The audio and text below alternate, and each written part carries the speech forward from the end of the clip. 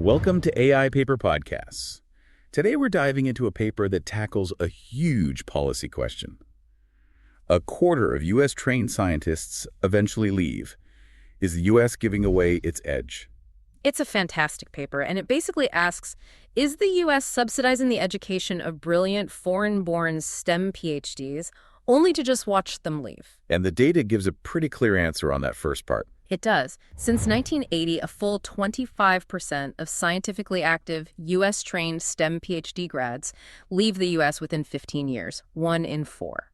But the really key insight, especially for our audience, is the variation. Because those overall numbers, they kind of hide what's happening in critical fields. Exactly. We're talking about AI, quantum science, microelectronics, areas where the leave rates are actually quite a bit higher than in, say, the life sciences. Which has a huge established U.S. industry. Right. And here's the core, the really counterintuitive finding that just changes the whole debate. Okay. Even when their scientists leave, the U.S. innovation ecosystem is so dominant that it keeps a massive amount of the commercial value from their work. So how do they measure that? Through patent citations. The U.S. share of global patent citations to that scientist's research, it drops from 70% when they're here down to about 50% after they move abroad. Wait, it only drops to 50%? Only 50%. And that sustained 50% share is the knockout punch. It means the U.S. is still capturing 5 times more of the commercial benefit than the destination country. The country where the scientist is actually working. That's right. So this whole discussion is really about the resilience of the U.S. system, but also, the opportunity cost of the talent that we do lose. Okay, so let's get into the details. This issue has been a political flashpoint for, well, forever. For decades. The idea that U.S. taxpayers are funding advanced training for foreign nationals who now make up almost half of all STEM PhD trainees, and then they leave? Sounds like a bad deal. That's the core policy concern. But the problem has always been measuring it. I mean, until now, we had to rely on surveys. Like the ones from the National Science Foundation? Exactly. The NSF's SED and SDR, and they were just flawed. They had sampling issues, timing problems, and the big one, non-response bias. Because if you've moved back to Beijing or Munich, you are probably not filling out a U.S. government survey that got sent to your old grad school apartment. So we've been using this patchy data to track what is, fundamentally, a global flow of really high-value human capital. Precisely. And that's what these researchers fixed. They built a new, robust data set that tracks basically every U.S.-trained STEM PhD from 1980 all the way to 2019. And the magic isn't a survey, it's the tracking itself. Yes. The architecture is the key. You can imagine how hard it is to track researchers globally, especially with names from East or South Asia that have high ambiguity in citation databases. Oh, it's a nightmare. The name disambiguation problem is huge. A huge technical challenge. So they used a modern, a 2-stage supervised machine learning model. They trained it on academic identifiers like ORCD data to get really accurate name disambiguation. So you can actually tell which Chen Li's is which across 40 years of global publications. That's the idea. The old systems just couldn't do it. This ML approach means they finally have a high-fidelity map of where these scientists actually went. It solves a massive data problem. Okay, so the methodology is solid. We can trust the numbers. And they didn't just track where they went, but what they specialized in, right? Yes, and this is so important.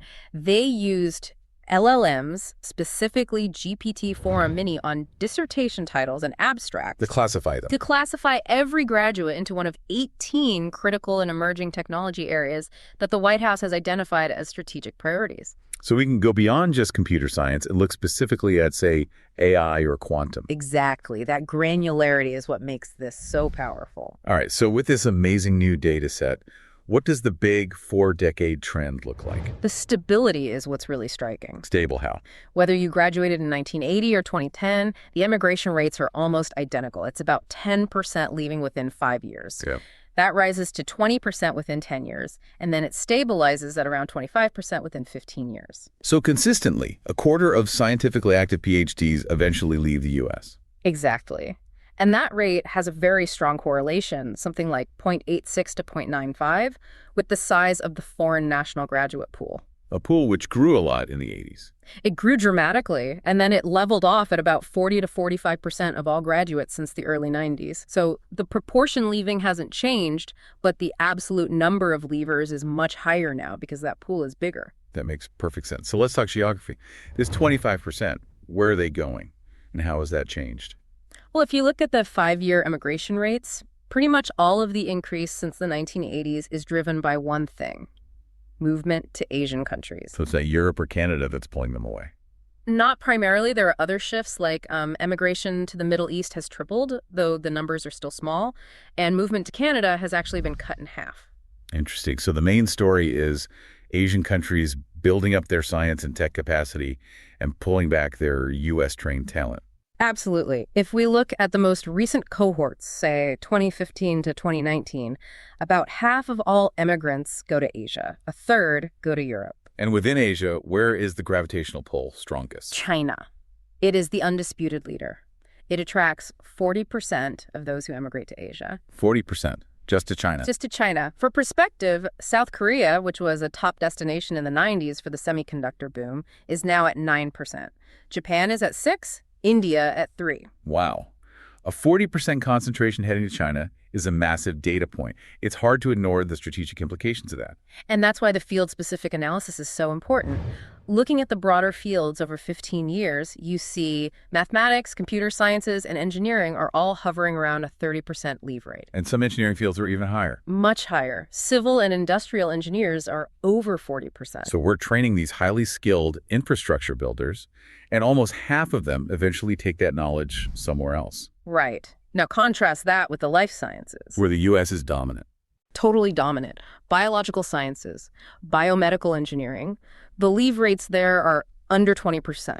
The U.S. pharma and biotech industries are just so massive, the opportunities keep people here. Okay, now for the critical technologies, the ones defining the next decade. How do the leave rates look there? This is where it gets really interesting for anyone in tech. The paper highlights several strategic areas with high 15-year leave rates. Quantum science and technology is at 33.7%. A third. Renewable energy, microelectronics, and material science are all right around 30%. And artificial intelligence is at 29.0%. 29%. So nearly 1 out of every 3 PhDs we train in AI and quantum, the people building our next generation of computing, are gone within 15 years. That's the number. And that hits hard, especially when you think about the global race for dominance in these areas. And how does that compare to other critical fields? Well, you can compare that 29% AI rate to something like biotechnology, which is down at 19%, or hypersonics at about 17.6%. So the fields where U.S. commercial dominance isn't as completely established, like AI, quantum, those are the ones with higher leakage. That seems to be the pattern. Okay, but before we get too worried about losing a quarter to a third of these cohorts, there's a key question. Are we just losing the least impactful people? Is there a selection effect going on? That's a crucial point, and the data does show some selection bias. The PhD graduates who choose to stay in the U.S. are, on average, more productive in their first 5 years. More publications, more citations. Exactly. But the metric that really matters for innovation is the commercial impact. Right. And the stayers, they have 10.4% more patent citations and almost 17% more patent paper pairs per publication. So let me translate that. The scientists who stay are right out of the gate much better at turning academic discovery into actual patented technology. Precisely. So that does mitigate some of the brain drain fear. The U.S. system, whether it's through visa rules or the job market, seems pretty good at retaining the most commercially impactful individuals, at least in the short term. But even if we keep the very top tier, losing a quarter of the talent pool in a field like AI still feels significant. It is. And that brings us to the core of the paper. When they do leave, how much of the commercial value from their work does the U.S. really retain? And they use patent citations to track this flow of knowledge into technology. It's the gold standard for this kind of work. So first, look at the science they published while they were still in the U.S. Their pre-immigration work. Right. For that work, U.S. companies and universities count for about 70% of all global patent citations. That's the baseline. It's the normal capture rate for any domestic U.S. science. Okay, so the system works perfectly when they're here.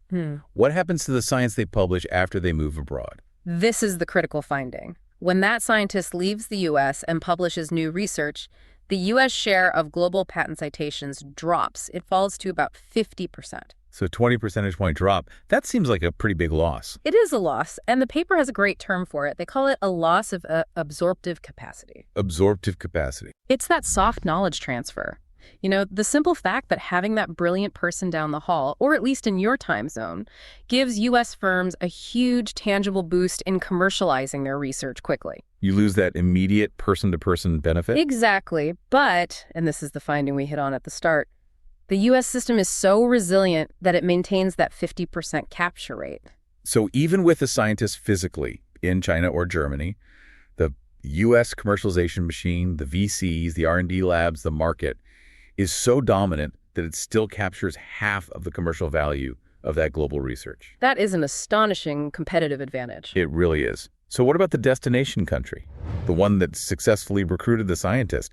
Do they get a big win? You'd think so, but no, not really.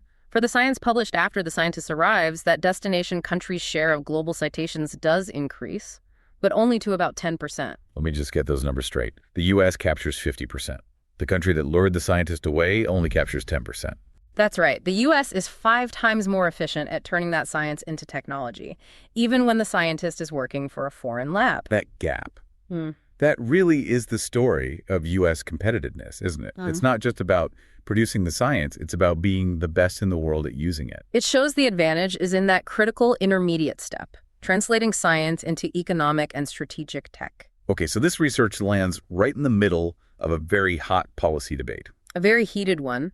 On one side, you have critics worried about talent leakage to geopolitical rivals, especially with that 40% figure for China. And on the other, You have proponents who argue that foreign talent has been essential to the U.S. scientific enterprise since Vannevar Bush's report back in 1945.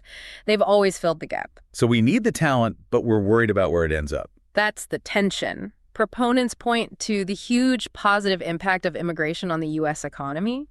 Critics point to, crowding out domestic students and, more urgently today, leakage of critical tech to adversaries. And the paper's conclusion seems to be a kind of nuanced defense of the current system's strength. I think that's fair. It's saying that, yes, U.S. high-tech manufacturing has declined in some areas, and yes, competitors like China are growing their scientific output, but this data suggests the U.S. maintains this incredibly robust advantage in translation capacity. The ability to turn research into products. Into patented products. So our edge isn't just about training the best people, it's about maintaining the ecosystem that's best at using their science, no matter where they live a decade later. So what's the policy prescription then? It's really a dual focus. You have to keep making massive investments in research and training, including for foreign-born students to keep that pipeline full. But at the same time, you have to strengthen the U.S. commercial ecosystem that applies that knowledge. The VCs, the IP law, the whole machine. So we've established today that 25% of U.S.-trained STEM PhDs leave. But the U.S. innovation system is so dominant, it still captures half the commercial value of their science even after they're gone. Which leads us to a final thought for you to take away from this. We know that fields like AI and quantum have some of the highest emigration rates. We also know that a scientist's physical presence here gives the U.S. a 20% boost in what the paper calls commercial absorptive capacity. Right, that's 70% versus 50%. Exactly. So the real challenge isn't just about the 10% of value that the destination country gains. The massive opportunity cost is this. How much faster would U.S. innovation in these critical technologies proceed if we could get that 50% post-emigration capture rate back up to the 70% we get when a scientist stays? That 20% gap is the real measure of our lost potential.